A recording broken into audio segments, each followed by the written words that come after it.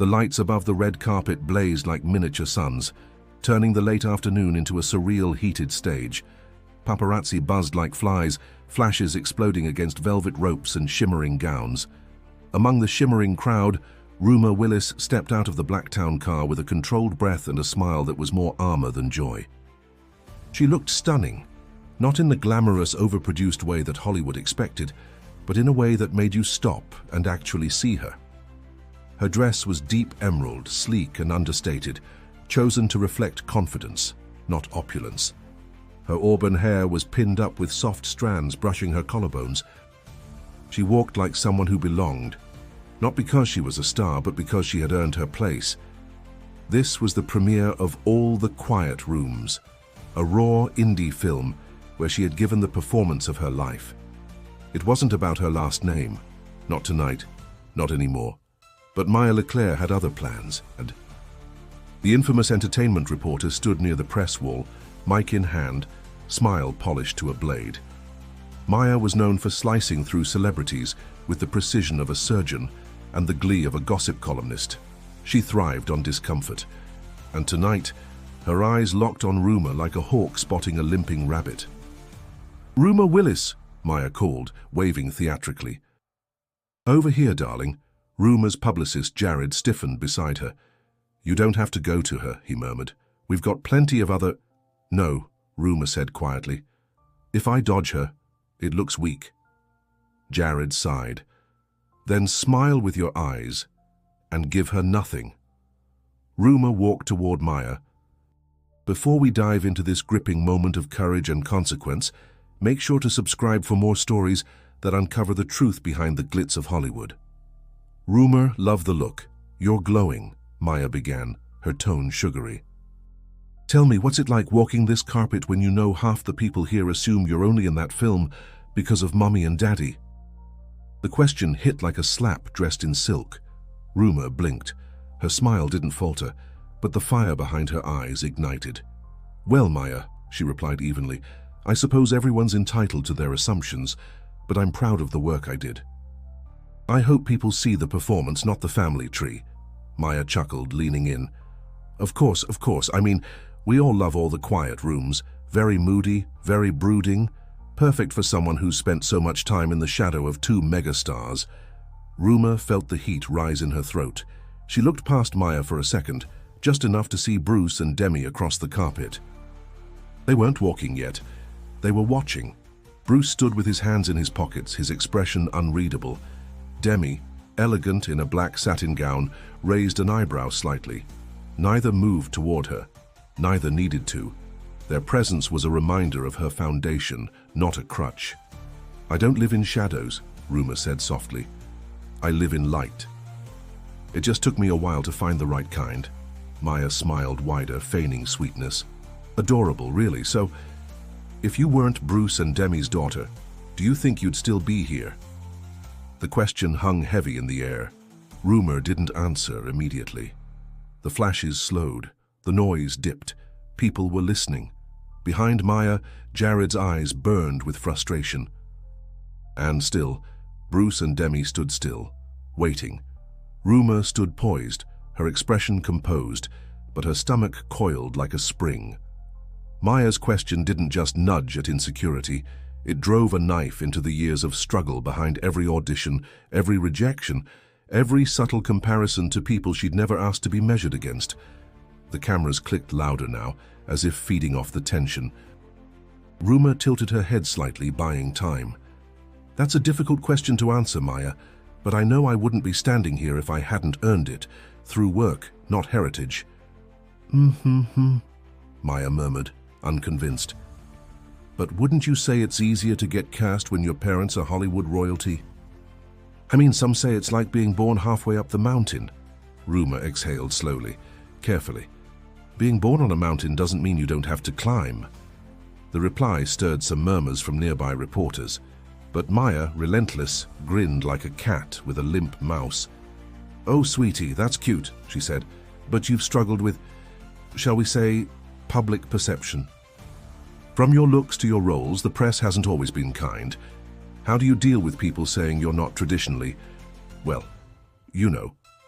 There it was, the barb, wrapped in velvet. Rumer's throat tightened. She remembered the teenage headlines, the cruel comparisons, the online mockery about her jawline, her smile, her posture, things no boy with famous parents was ever harassed for. Her fingers curled slightly at her side, but she didn't flinch. She couldn't. "People are always going to have opinions," she said, voice taut. "What matters is that I show up anyway, that I do the work, that I stand here and don't let them define me." Maya nodded too quickly. Brave words. But don't you think casting directors take pity on you sometimes? Pity. Rumer blinked. Her breath caught. The world around her seemed to dim, the lights too hot, the crowd too loud and too quiet at the same time. Pity? She flashed back to nights alone with scripts, coaching sessions until her voice cracked, crying in the car after auditions that ended with a polite, "We went another way." The pity she received, if any, had never landed her a role. She remembered a casting room where someone said, "You're just too recognizable, sorry." Another where a producer whispered, "Is she worth the backlash?" Her legacy hadn't opened doors, it had closed them. Still, she stood. Still, she spoke. "I think they cast me because I showed them something real," Rumer said. "And if anyone wants to believe that's pity, maybe that says more about them than me." Jared's jaw was tight now, his arms crossed. Behind Maya, the camera flashes softened, fading under the weight of something more human, something raw. Maya, unfazed, pressed on. "Last one, promise. Do you ever feel bad for stealing roles from real actresses who don't have famous parents to fall back on?" The final blow. Rumer's mouth parted slightly. Her ears rang. The cruelty in that word, stealing, echoed in her bones, as if she hadn't sacrificed, hadn't bled for every inch of credibility she had. As if she didn't wake up every day knowing some people would never see her as anything but the daughter of. And then she saw movement. From the edge of the carpet, Bruce Willis stepped forward. Not fast, not dramatic, just a quiet, deliberate motion that silenced the chatter around them like a sudden gust extinguishing a flame. The crowd hushed. Maya turned, thrown off for the first time. Bruce didn't speak. He didn't need to. He simply stood beside his daughter, one hand sliding gently across her back, resting there. Rumer didn't cry. But for the first time all night, she let herself breathe. The stillness of Bruce Willis's presence was more deafening than any raised voice. He didn't address the reporter. He didn't look at the cameras. He only looked at Rumer, his gaze calm and unwavering, one arm across her shoulders, not as a shield, but as a silent declaration. "She is mine. She is enough." Maya's lips parted, a rehearsed retort on her tongue, but nothing came out. Demi Moore appeared moments later, gliding through the crowd with grace sharpened by decades in the industry. Her posture was regal, her eyes focused like a hawk's. She walked to Rumer's other side, slipped her hand into her daughter's and faced Maya. "Maya," Demi said, her voice even, "you've asked enough." Maya tried to recover her footing, her smile flickering into place. "Oh, I was just doing my job." "Your job," Demi interrupted, "isn't to belittle young women trying to build something of their own. It isn't to turn insecurity into entertainment." There was no venom in her voice, just something firmer, older, and more enduring than anger. It was a mother's voice, the voice of someone who had been preyed upon by cameras long before Maya held a mic. "I started in this industry when women like you were dismissed, overlooked, or taught to survive by tearing down others," Demi continued. "But we've lived long enough to know that doesn't serve anyone. Not our daughters, not our audiences." The crowd was silent. The cameras, still rolling, captured every word. Bruce remained beside Rumer, unflinching. His hand didn't move, his expression didn't shift. But anyone who had seen him in films knew that stillness held power. It was the kind of silence that filled rooms. Maya's face hardened into a smile. "Of course, Demi, no disrespect meant." Demi's smile was softer but sharper. "Then show that." Maya looked at Rumer, really looked, For the first time, she seemed to notice the strength it took to stand there, not run, to hold grace in the face of humiliation. Her mic lowered a fraction. "I think we're done here," Jared said, stepping in with smooth finality. Rumer looked between her parents. Her chest rose and fell in small, careful breaths. She didn't feel like a child flanked by giants. She felt steady, not because they'd fought her battle, but because they stood with her in it. "I appreciate your time, Maya," Rumer said, her voice quiet but firm. "But next time, maybe remember there's a person behind the headline." With that, she turned, gently breaking away from the spotlight, flanked by the two people who had taught her resilience not through speeches, but by example. As they walked, a murmur swept the press line. It wasn't the typical frenzy. It was respect. The story had changed. It was no longer about gossip. It was about dignity. Demi leaned in, voice barely above a whisper. "You didn't need us, but I'm glad we were there." Bruce said nothing, but his hand gave a slight, affirming squeeze on her shoulder. Backstage, Jared finally let out the breath he'd been holding. "Well," he muttered, "that was either a PR disaster or the most honest moment this carpet's seen in years." Rumer didn't smile. She just nodded, feeling the shake in her knees subside. For the first time in a long time, she didn't feel like she was fighting to prove she belonged. She felt like she was already there. Rumer stood behind the curtain of the premiere hall, heart still echoing with adrenaline. The hallway smelled faintly of old velvet and fresh perfume. Voices murmured on the other side, press shuffling to the next interview, but the air around her was still. Jared hovered nearby, giving her space. Then she stepped forward again, this time not onto a red carpet, but to a small podium for a brief cast Q&A before the screening. The moderator introduced the director, a few co-stars, and then Rumer. She took the mic slowly, eyes scanning the audience. She saw no Maya, just people, curious, skeptical, maybe supportive. She spoke clearly, evenly. "Tonight is about a film that changed me.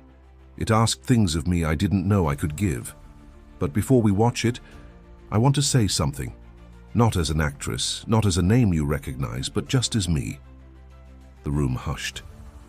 There was a moment outside where someone asked if I ever feel bad for stealing roles from real actresses. Her voice wavered, then steadied. "It wasn't the first time someone tried to make me feel like I didn't earn what I've built." She paused. People leaned in. "I get it. It's easy to assume things when you grow up in a famous family. And yes, doors open. But inside those doors? You're still alone, you're still terrified, and you still have to prove you belong every single time." The director, seated beside her, gave a small nod. "I've worked hard. I've failed a lot. I've gone home crying after auditions where people only saw my parents when they looked at me. But I'm still here because I love this work. Because I believe in stories that matter." A single camera flash lit the room from a distant photographer, then silence again. "And maybe that's what makes me a real actress," Rumer finished. "Not who my parents are, but that I show up, bruised, but standing." The audience burst into soft applause, not loud, not showy, just genuine. After the Q&A, as the crowd moved into the screening room, Bruce met her near the corridor. He didn't say anything right away. He just looked at her, eyes gleaming with pride that didn't need to be spoken. "That was brave," he said finally. She smiled faintly. "It didn't feel brave, just necessary." "It usually does," he said. Later, Demi took her hands, kissed her cheek. "You didn't defend yourself, you told the truth, that's stronger." Backstage, Maya sat alone near the press area. She watched footage on her phone, the playback of her own voice, her own questions. The tone that once seemed sharp now sounded hollow. She didn't apologize, but she didn't smirk anymore either. Meanwhile, social media caught fire. Clips of Rumer's response, of Bruce's silent stand and Demi's elegant takedown spread fast.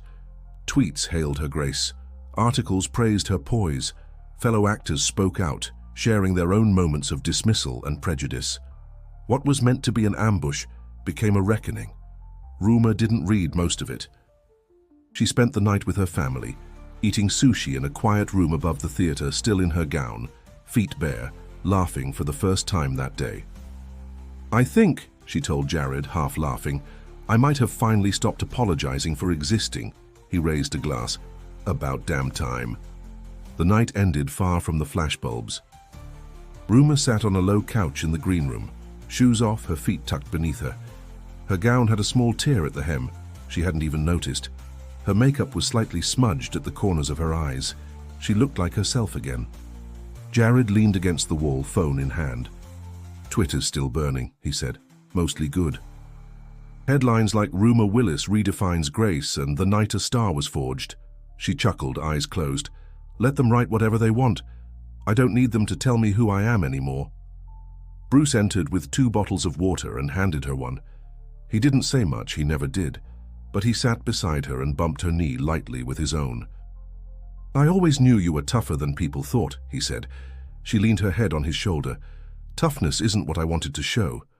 "No," he agreed, "but you showed heart. That's rarer." Demi joined them moments later, sitting across from Rumer, eyes searching her daughter's face. "People always underestimated me too," she said. "They thought I was fragile." "Until I wasn't." Rumer smiled softly. "You made it look easy." "It never was," Demi replied, "and that's okay." There was something profoundly healing about that moment. No performance, no cameras.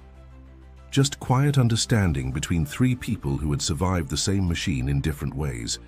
Later, Rumer returned to her apartment alone. The dress went onto a hanger, the makeup came off. In the mirror, her bare face stared back, not flawless but real. She ran a bath, sank into the warm water, and let herself feel it all. The anger, the strength, the ache, the pride. It wasn't just about Maya. It was about all the years of invisible battles, all the times she'd questioned if she deserved to dream, all the whispered doubts that she'd never be more than someone else's daughter. Tonight changed that, not because the world saw her differently, but because she did. By morning, her inbox was flooded. Directors, journalists, fellow actors, not pity, not judgment, just respect. The indie film gained momentum. Ticket sales rose. Streaming platforms picked it up faster than expected. But more than the film's success, it was Rumer's moment that stuck with people. She became a symbol, not of celebrity, but of resilience. Weeks later, Maya LeClaire issued a quiet statement on her podcast. No grand apology, just a reflection on the difference between asking hard questions and dehumanizing someone. It wasn't perfect, but it was something. Rumer didn't respond. She didn't need to. Her story had already been told. One evening, walking out of a coffee shop in jeans and a hoodie, a young girl stopped her. "You don't know me," the girl said shyly, "but you made me feel like I could speak up, like I'm not just who people say I am." Rumer smiled, touched her arm gently. "You don't have to be what they expect, you get to choose." The girl nodded, eyes wide. "Thank you." Rumer walked away into the evening light, not trying to disappear, but no longer afraid to be seen. If this story moved you, subscribe for more powerful Hollywood truths and moments of transformation that go far beyond the red carpet. And don't miss the next story on how another star redefined themselves after a viral controversy. Click the video on your screen now and keep watching.